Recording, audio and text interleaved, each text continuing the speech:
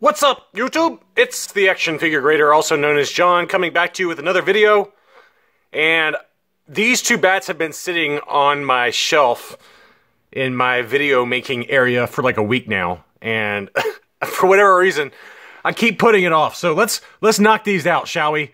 I wanted to talk about my figure subscription service, Cobra Battle Android Trooper Inferno Bat, which is the one you see on your right here.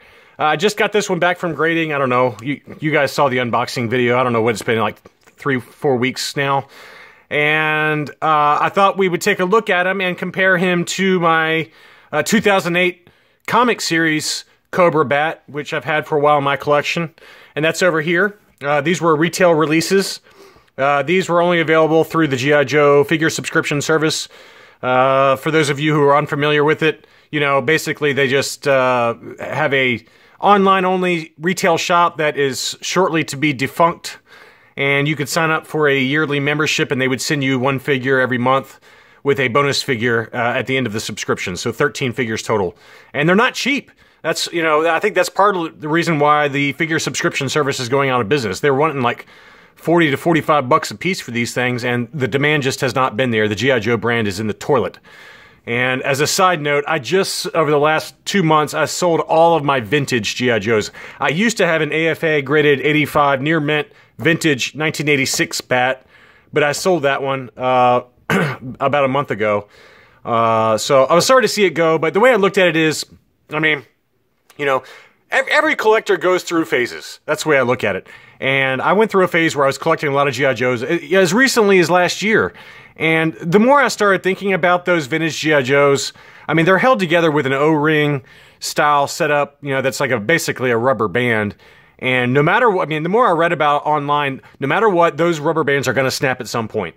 So I decided that before any of my figures that were vintage snapped on the inside, and, you know, the bubble was just filled with a bunch of parts, I figured, why not go ahead and sell them? I mean, it could last another 10 years. It could last another 20 years. I don't know. But those vintage figures, you're just asking for trouble to have graded, unopened examples of them.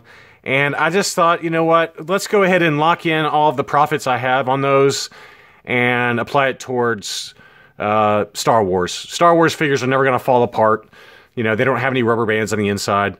And vintage Star Wars is where it's at. I mean, you know, obviously the prices are really inflated right now, but they seem to be coming back down a little bit. But anyway, that's a side note. I am going to keep all of my modern G.I. Joes just because I love G.I. Joe.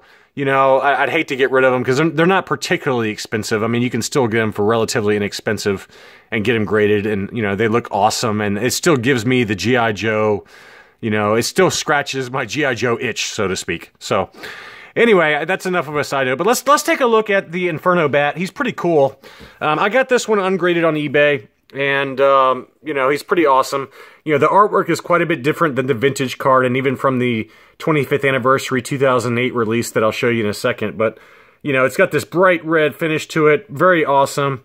And here's the figure itself. It's, you know, just an awesome kind of translucent red color. He still has that, I think it's called a reticulated center chest piece there that, you know, that does kind of has that 3D effect going on. But the body and all the arms and all the backpack and everything and all the attachments for his hand, all those are kind of a translucent red. And I just love the way it looks. It almost looks like he's on fire. Very, very cool. I'll zoom in here on the backpack so you can see the color choices that they used for the kind of molding and everything. But really cool. You know, it's got the blowtorch, it's got the gripper, and obviously it looks like it's got some kind of long cannon arm. I have no idea. Oh, it's a sword. That's what it was. I forgot about that. So this is a sword attachment of some sort. So you got the gripper, you got the blowtorch, and then you got this long sword, which is different. And then you also have another hand here. Or no, I'm sorry, not a hand, but a drill piece. So clearly I've done a lot of research and I know exactly what I'm talking about. But anyway, he's really cool. I love the way he looks. Let's take a look at the grading real quick. 2016 Hasbro G.I. Joe Club exclusive Cobra Inferno Bat 9.0. So it came back with a 9.0, which I was happy about. And let's take a look at the back. I'm not going to read through the file card, but you know, it's a standard issue version 1 model that has been used to test an experimental metal matrix composite. Wow, how fancy. But the bottom line is that these Cobra Bats, they're basically made for high heat environments, and you know, basically are a little bit less destructible than the standard issue Android Bat. And you can see some of the work there, and you know, very, very nice figure though. There is another one that came out, I believe, also the same year of this figure subscription service Bat. He was called the Nano Bat, and you know, I think that they're trying to go with nanotechnology, and you know, that was a buzzword back in 2016, folks. And it's more of a translucent green color. It's like a lime fluorescent green. I do not have one of those. And those examples come up pretty rarely on eBay, unfortunately. And the ones that do come up are kind of beat up and not grade worthy. So I've just, you know, I'm not buying any more G.I. Joes. I've got 6 more in grading between CAS and AFA. But as of now, my collecting tastes have shifted back to Star Wars. So that's where my money's going these days, if you could not tell from some of my recent videos. But anyway, let's take another look. I've talked about this guy in the past, but this is the 2008 Cobra Battle Android Trooper, the standard issue. This is basically a modern version of the vintage figure, and you can see all the attachment there. It's a great figure, though. I mean, one of my favorites.